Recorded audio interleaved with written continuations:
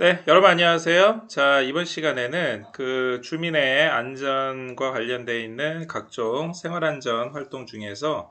치안 상황 관리와 관련되어 있는 인프라와 그리고 이 인프라를 어떻게 활용하는지에 대해서 같이 살펴보겠습니다. 이번 시간에 역시 이 강의실 사정으로 인해서 카메라 사용이 불가능한 점 양해 바랍니다. 일단 여러분들이 그 대표적으로 치안 상황과 관련돼서 이야기를 할 때는 거의 대부분 이제 112 순찰차나 아니면은 112 신고에 따른 112 신고 시스템 그리고 그에 따라서 현장을 출동하게 되는 뭐 순찰차, 순찰 경찰관 아마 이러한 범주 내에서 알고 있을 겁니다. 하지만 이 각각의 단계마다 실제로 경찰이 활동하고 있는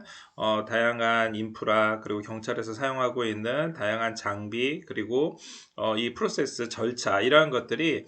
그동안 수없이 많은 시행착오와 그리고 많은 연구를 통해서 지금까지 이루어졌고 지금 이 순간에도 다양한 IT 기술을 활용을 해서 치안 상황실에서부터 각종 112 순찰 말씀드렸던 순찰차 최근에는 뭐 바디캠이라든가 경찰 녹화 장치까지 다양한 형태로 지금 점점 발전하고 있기 때문에 지금 현재도 현재 진행형이다라고 생각하시면 될 것 같습니다. 자, 먼저 일단 이 각종 경찰의 이 치안 현장에 대해서 책임자로 활동하고 있는 게 바로 치안 상황 관리관 직제입니다. 일반적으로 112 신고라든가 뭐 재난을 비롯한 각종 위기 상황이 있었을 때 초동 대처를 잘 하기 위해 가지고 생활안전국 하에 기존에 있었던 경비국의 치안 상황실 그리고 위기관리 기능 이러한 것들을 모두 다 통합을 해가지고 경찰청 차장 하에 치안 상황 관리관이라는 직자를 만들었고 여기에서 전국 단위에 있는 중요 치안 그리고 재난 사항을 24시간 실시간으로 모니터링하고 필요한 인력, 필요한 예산, 뭐 필요한 장비 등을 현장과 긴밀하게 연락해서 바로 지원을 해주고 있는 그러한 직제입니다. 이러한 경찰청 이 치안상황 관리관 하에 당연히 이거를 지원해주는 백업 시스템, 즉 치안 상황실도 리뉴얼을 해가지고 대표적인 게 기존에 있었던 112 신고 시스템을 통합 모니터링 시스템으로 구축을 했습니다. 그래서 이 경찰청에 여러분들 아마 가끔 TV나 이런 데 보면은 경찰청 상황실입니다 하고 나오는 교통 상황실이 있는데 그거 말고 치안 상황실이라고 해서 전국 중요한 112 신고 현황을 한 화면에서 모니터링 할 수 있는 이러한 시스템을 구축해 놓고 있습니다. 여기에 기본적으로 코드 0에서부터 코드 1, 코드 2, 코드 3 해서 각각의 상황에 맞춰서 이 현장 출동과 관련되어 있는 코드를 발령을 하고 또한 사건 종류별로 해서 중요범죄, 교통, 또 관련되어 있는 뭐 이 각종 처리 이러한 것들을 각각의 상황에 맞춰서 그리고 각각의 현장에 지원한 백업 시스템에 의해서 실시간으로 계속해서 긴밀하게 연락을 하고 있습니다. 이 와중에서 접수된 신고 내용 중에서 데이터 마이닝, 즉 이 데이터를 일종의 추출해 가지고 필요한 반복적인 키워드를 추출해 가지고 여기에 있는 중요한 치안 수요 등등등을 사전 예측하고 이에 따른 대응까지도 가능할 수 있도록 만들었습니다. 이거는 과거에는 이 경찰 치안 상황실에서만 실제 필요한 것들을 지원하기 위해서 했는데요. 이제는 각종 이 영상 정보가 왜냐하면 다양한 CCTV와 현장에서 움직이고 있는 뭐 예를 들어서 헬기라든가 다양한 지리 정보 시스템, CCTV, 뭐 GIS 시스템 이러한 것들이 GIS 그 지리 정보 시스템입니다. 이러한 것들이 실제 모두 다 서로 연계돼서 이 연계 시스템을 구축을 해놨기 때문에 실제 경찰청만 가지고 있는 시스템뿐만이 아니라 뭐 행정안전부에서 가지고 있는 시스템, 뭐 보건복지부에서 가지고 있는 시스템, 바다 같은 경우에는 그렇죠. 해양경찰청이라든가 해양수산부가 가지고 있는 뭐 항만관리공사, 다양한 기관들에 있는 영상망이 같이 연계가 되어 있기 때문에 필요할 때는 정말로 TV나 영화에서 보셨던 것처럼 경찰에서 관리하는 시스템뿐만이 아니라 다른 공공기관에서 활용하고 있는 시스템을 함께 필요에 따라 가지고 신속하게 연계하고 신속하게 그 화면 소스를 따다가 이 치안 상황에 대응할 수 있도록 만들어 놨습니다. 또한 순찰차가 가지고 있는 순찰차 그러니까 순찰차에서 그 캠코딩 할 수 있는 일종의 블랙박스라고 생각하시면 되는데요. 여기에 있는 영상 관제 시스템이 역시 이것도 여러분들이 아마 TV나 뭐 뉴스 이런 데서 보셨겠지만 뭐 이렇게 추격 차량, 도주 차량을 추격하는 상황이라든가 뭐 대형 교통사고나 뭐 테러, 뭐 재난 이러한 사건이 발생했을 때 112 종합 상황실에서 순찰차에 설치된 카메라를 통해서 현장 상황을 직접 조망할 수 있도록 이렇게 각 경찰서 단위에 있는 이 현장에 출동하는 순찰차 시스템 캠과 서로 이 네트워킹을 해놨습니다. 결국 이렇게 영상 정보가 실시간으로 이 중앙에서 컨트롤할 수 있는, 또 중앙에서 그 데이터를 바탕으로 해서 바로 백업을 할 수 있다는 시스템 자체가 이 체계화되어 있는 112 이 신고에 따른 치안 상황을 더 정확하게 파악하기 위한 한 방안이라고 생각하시면 될 겁니다. 그림에서 보시는 것처럼 실제 일어나고 있는 다양한 이 데이터들 중에서 실제 이 순찰차에서 찍혀져 있는, 이 순찰차에서 녹화되어 있는 이 프로그램, 순찰차에서 녹화되는 이 영상이 말씀드린 것처럼 현장에 있는 어떤 위치에서 그 주변에 이제 어떠한 도로 상황이라든가 어떠한 백업이 가능한지, 그리고 여기에 따른 이 시스템 관리라든가 시스템 운영, 그리고 순찰차가 가지고 있는 기본 모니터, 그리고 이게 모두 다 이 각 지방청이나 서 단위에 있는 치안 상황실하고 같이 연결이 되고, 이거는 당연히 112 신고에 의해서 접수하게 되면은 가장 가까운 지역에 있는 이 그러니까 순찰차를 수배를 해서 수배된 순찰차에 있는 데이터 정보를 다시 백업받아 가지고 지원해 줄 수 있는 이러한 시스템으로 구성이 되어 있습니다. 자, 한편 현재 112 이 통합 시스템은요, 위치 추적 시스템을 기반으로 해서 전국적으로 통일된 시스템을 가지고 있고, 이 시스템은 실제 경찰에서 자치경찰제를 운영한다 하더라도 같이 당분간은 운영할 계획입니다. 이제 당연히 자치경찰제가 된다 하더라도 국내에서 일어나고 있는 이제 다양한 각종 사건 사고들을 중앙에서는 전혀 모르고 지자체에서만 알고 있다, 아니면 지방에 있는 지방경찰청, 자치경찰만 알고 있다 하면은 그거 자체가 긴밀한 또 이 경찰의 자원을 최대한 활용할 수 있는 그러한 상황이 아니기 때문에 결국 시민들이 불편을 느낄 수밖에 없습니다. 따라서 자치경찰제가 된다 하더라도 이 112 통합 시스템, 이 시스템 자체는 위치 추적 시스템을 바탕으로 해서 전국적으로 통일된 시스템으로 이 구축이 되고, 이거는 우리나라뿐만이 아니라 해외까지도 이 우리나라에 있는 기본적인 IT 베이스로 해서 각종 정보통신 기반이라든가 이 컨트롤 타워의 역할이라든가 각종 프로세스, 그리고 현장에서 직접 순찰차에 달려져 있는 순찰차 캠 등 다양한 것들이 한꺼번에 같이 유기적으로 움직이게 된다는 것 자체가 굉장히 해외의 모범 사례로 소개되기도 하고, 이러한 기술을 전수하기도 합니다. 또한 현재 최근에 이제 이 무동기 범죄라고 해서 사실 동기가 없이 어떻게 보면은 그 사람들한테 이제 외국에서는 동기 없는 범죄들이 종종 있었지만 우리나라에서는 그동안 없다가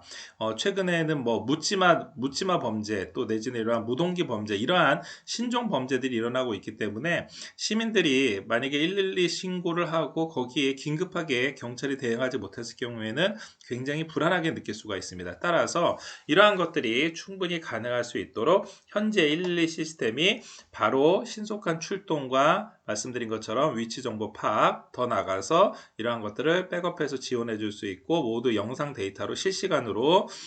파악할 수 있는, 이러한 치안 상황을 한눈에 파악할 수 있는 이러한 시스템이 경찰에서도 다양한 예산이나 아니면 다양한 기술들을 도입을 해서 점점 발전을 시키고 있는 상황입니다.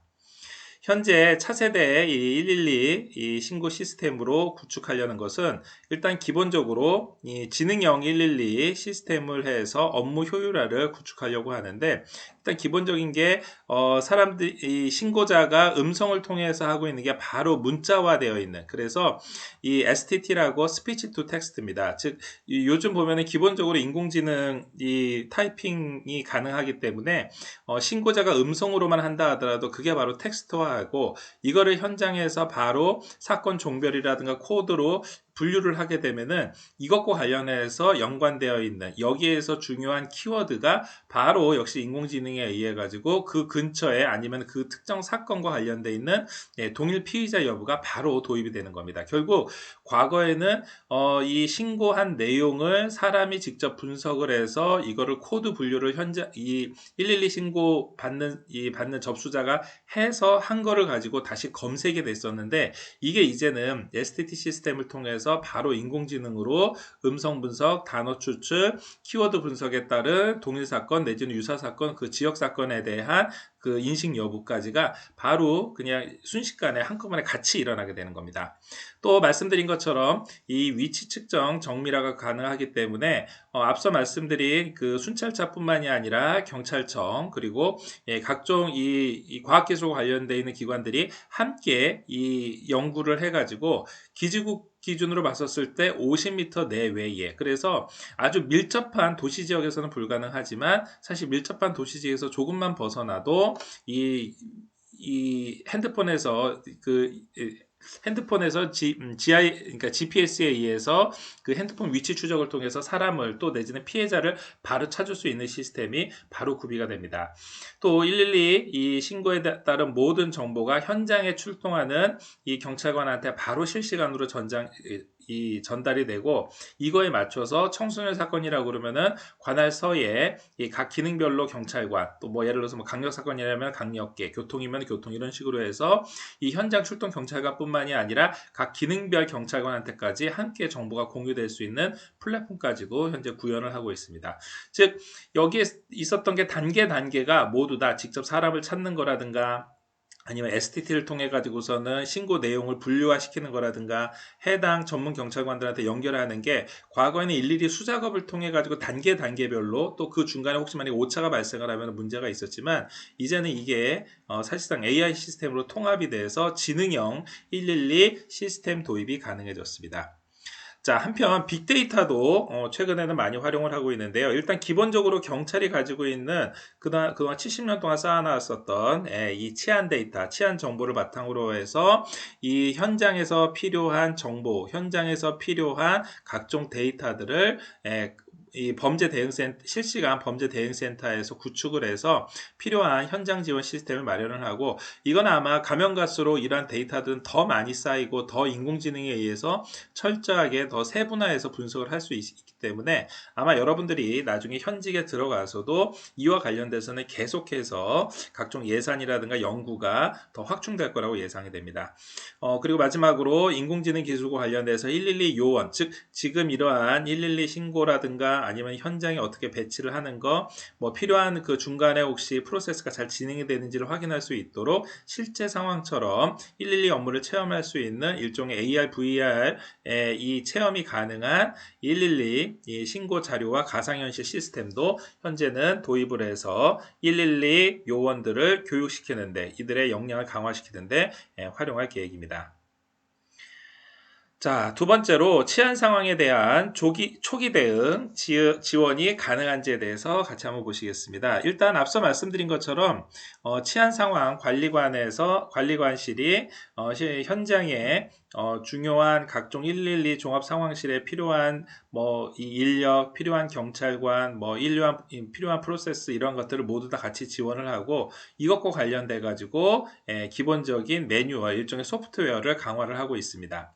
일단 현장 코칭 시스템이라고 해서, 즉 현장 출동 경찰관이 이 신고 현장에서 만약에 정확한 판단이라든가 아니면 현장이 굉장히 이 대응하기가 곤란하거나 애매한 상황이라고 그러면은 당연히 112 종합 상황실에서 명확한 지침 하다를 통해서 현장에서 책임지고 각종 지휘나 지원을 직접 명령할 수 있는, 그래서 보통 우리가 이제 헐리우드 영화에서 보면 현장에 출동한 경찰이 어떠한 요청을 다시 본서라든가 상황실에다 요청을 하면은 바로 거기에 추가적인 인력이나 추가적인 장비, 추가적인 팀이 지원이 되는 것처럼, 우리나라에서도 기본적으로 일선 현장에서 이게 이제 경찰청 전체 내에서 모두 다 체계적인 이 전문 인력이 지원할 수 있는 이러한 실시간 코칭 시스템을 갖춰놓고 있습니다. 그래서 현장에서, 그림에서 보시는 것처럼 현장에서 경찰이 요청을 하면은 여기에 맞춰서 경찰서나 지방청 본청 단위까지 계속해서 요청이 되고요. 여기에 따라서 필요한 내용이 있으면은 바로 이 전국 단위의 모니터링에서부터 시작을 해서 각각의 서 단위, 또 현장의 매뉴얼 단위로 해서 필요한 데이터나 필요한 인력, 필요한 정보들이 현장으로 바로 지원이 가능합니다. 결국 이러한 것들은 앞서 말씀드린 112 종합 상황실하고 또 현장에 도착하는 경찰관하고의 대응 역량이 뛰어나야지만 이게 그리고 잘 조화롭게 이루어져야지만 가능할 거로 예상이 되고요. 실제 경찰에서는 이러한 현장에서 직접 시민들하고 맞부딪히기 때문에 어떻게 보면 이게 최일선에서 경찰하고 시민하고 만나는 것이기 때문에 아마 가면 갈수록 이 현장 상황 직접 대면하는 경찰의 이 치안 활동에 대해서 더욱더 연구나 아니면 기술 개발이 집중될 거라고 예상이 됩니다.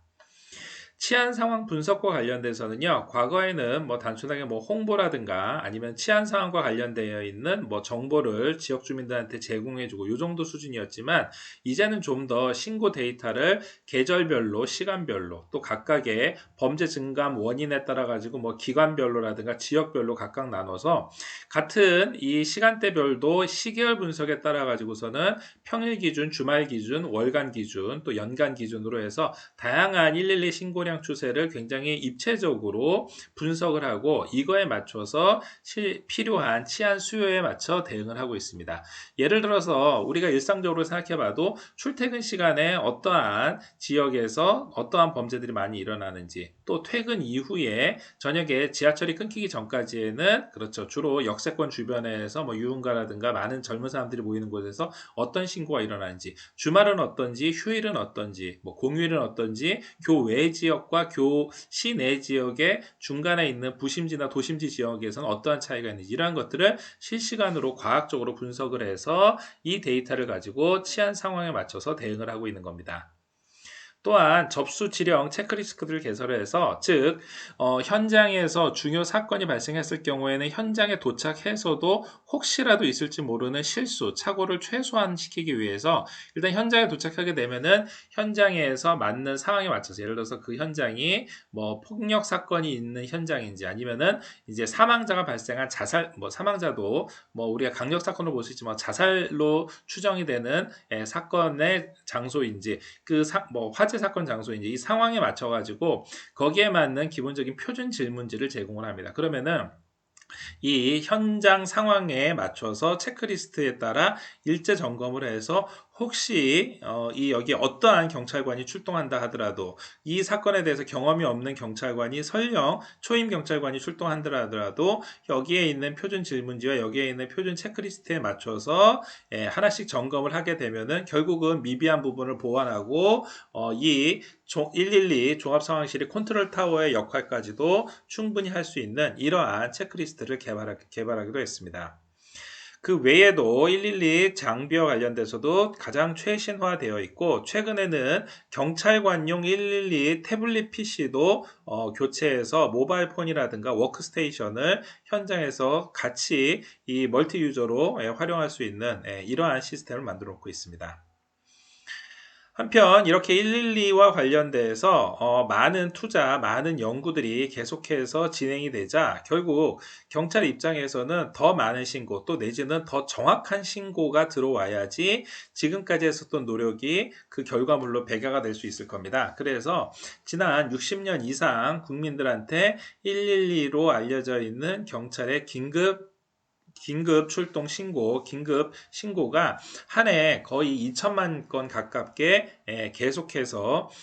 이 국민들한테 지금 이 순간에도 계속해서 신고 접수가 되고 있고요. 결국은 이 112 신고와 관련돼서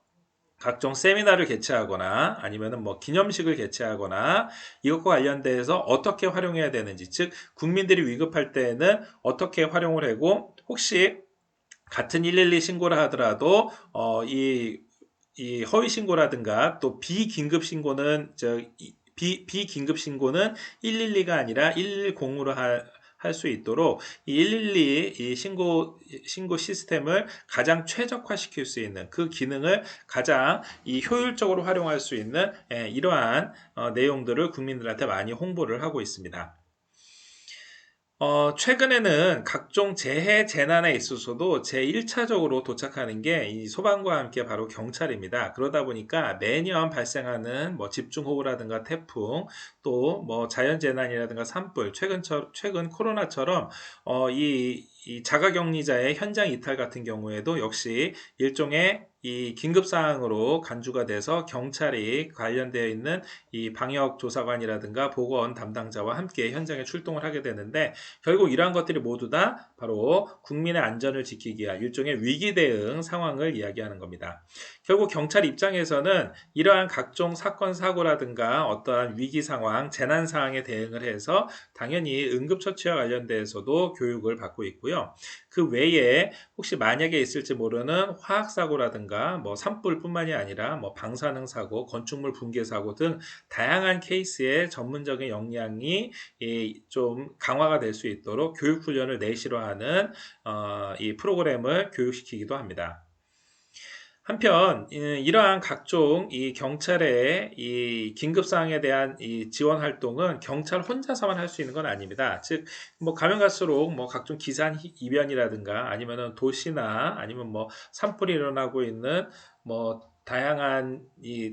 지역들 불문하고 현대 사회에 뭐 언제 어디서든지 간에 대형 사건, 대형 재난, 뭐 대형 긴급 상황들이 일어날 수가 있습니다. 그래서 경찰뿐만이 아니라 다양한 중앙부처나 지방기관들하고 같이 활동을 하고 있습니다. 뭐 대표적인 게 최근에도 여러분들 잘 아시는 것처럼 소방 같은 경우에는 뭐 산불이라든가 뭐 대형 화재, 뭐 터널 붕괴나 지진과 같은 상황을 예시를 그 연습의 대상으로 해가지고 중앙부처와 지자체와 함께 하기도 했고요. 최근에는 이 테러를 뭐 단순하게 그냥 일반적인 뭐 경찰 특공대가 현장에 출동하는 테러가 아니라 뭐 화학물질 유출 사고를 예방하는 테러, 방사능 유출을 대응한 테러, 이렇게 이게 굉장히 구체적이고 다양한 케이스들을 일종의 교육훈련의 현장으로 예상해서 이 협업 체계를 구축을 하는 이러한 이 활용 단계로 체계를 공고히 하고 있습니다. 한편 최근에는 각종 이 태풍이라든가 산불, 뭐 기타 뭐 방역과 관련돼서 뭐 집중호우 각종 재난 현장에서 경찰이 연인원 약 한 6만여 명 이상이 현장에 출동을 해서 현장에서 물론 이 전문 인력들이 담당을 하고 현장에서 경찰은 현장 질서 유지라든가 교통 통제, 또 긴급할 경우에는 당연히 인명구조 지원과 같은 역할들을 했었고요. 특히 국가적인 상황이 발생했었을 때 앞서 말씀드렸던 것처럼 각종 치안 상황실을 함께 유기적으로 운영을 해서 국민들이 안전하게 생활하는 데 도움을 줄 수 있도록 노력하고 있습니다. 최근에 여러분들 아마 뭐 각종 강원도 지역에서 발생하는 산불이라든가 또 이 태풍이 왔었을 경우에 태풍에 혹시 사망자가 발생하거나 아니면은 긴급하게 피난, 또 고립된 곳에 사람이 많은 사람들이 고립되어 있었을 때 이 사람들을 안전한 곳으로 대피시키는 일, 이러한 것들이 소방과 경찰이 현장에서 같이 출동을 해서 대응하기도 하고요. 그 외에 태풍이 지나가고 난 다음 아니면은 뭐 집중호우가 지나가고 난 다음에 이렇게 뭐 실종자 수색이라든가 더 나가서 뭐 수해복구라든가 이런 데에도 경찰이 함께 지원해서 현장의 안전과 현장의 이 재난 극복을 함께 동참을 하고 있습니다. 또 한편 이 최근에는 이러한 각종 방역과 관련돼서도 경찰이 각 지역에 이 통제선을 만들어서 뭐 통제를 시킨다라든가 아니면 각종 검역 활동에 지원을 나간다라든가, 또 지자체에서 말씀드린 것처럼 합동 단속이 필요하거나 뭐 식약처라든가 각종 중앙 공공기관에서 이 경찰의 이 협조 응원 요청이 있었을 때 여기에도 같이 경찰이 함께 인력을 파견을 하고 협력 체계를 구축하면서 실제 경찰이 가지고 있는 인프라, 또 경찰이 가지고 있는 안전과 관련되어 있는 기본적인 기능을 경찰 단독이 아니라 이렇게 다양한 중앙기관들과 상호 협력해서 현장에서 이루어지고 있습니다. 자, 오늘 여러분들 같이 살펴보셨던 거는 바로 경찰이 이 주민의 안전, 일반 시민들의 안전을 위해 가지고 일상에서 우리가 흔히 경찰하고 제일 처음에 만나게 되는 112 신고를 바탕으로 해서 각종 112 신고에 대한 예산, 112 신고에 대한 각종 기술이 지금 이 순간에도 계속해서 연구 발전하고 또 점점 확충되고 있다라는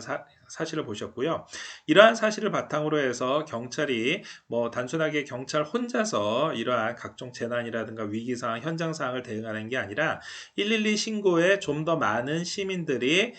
훨씬 더 그 기능을 잘 활용할 수 있도록, 또 더 나아가서 112 신고뿐만이 아니라 다른 경찰이 중앙기관과 함께 경찰이 이 다른 각종 사건 사고에도 경찰이 행정 응원을 할 수 있는, 행정적으로 가서 도움을 줄 수 있는 이러한 시스템을 같이 살펴보셨습니다. 실제 여러분들이 나중에 경찰 공무원에 임용돼서도 경찰관이 하고 있는 일이 단순하게 뭐 TV나 영화에서 나오는 것처럼 범인만을 잡는 게 아니라 이렇게 국민의 안전을 위해서 현장에서 눈에 보이지 않는 곳에서 어렵고 힘든 일을 함께 한다라는 점 꼭 여러분들도 한번 기억을 해 두시고요. 오늘 있었던 내용들 같이 한번 여러분들 복습해 주시면서 경찰이 단순하게 이 범인만 잡는 게 아니라 다양한 활동을 통해서 국민의 안전을 지키고 있다는 사실 꼭 한번 기억을 해 두시기를 부탁드리겠습니다. 자, 오늘 강의 이걸로 마치겠습니다. 수고하셨습니다.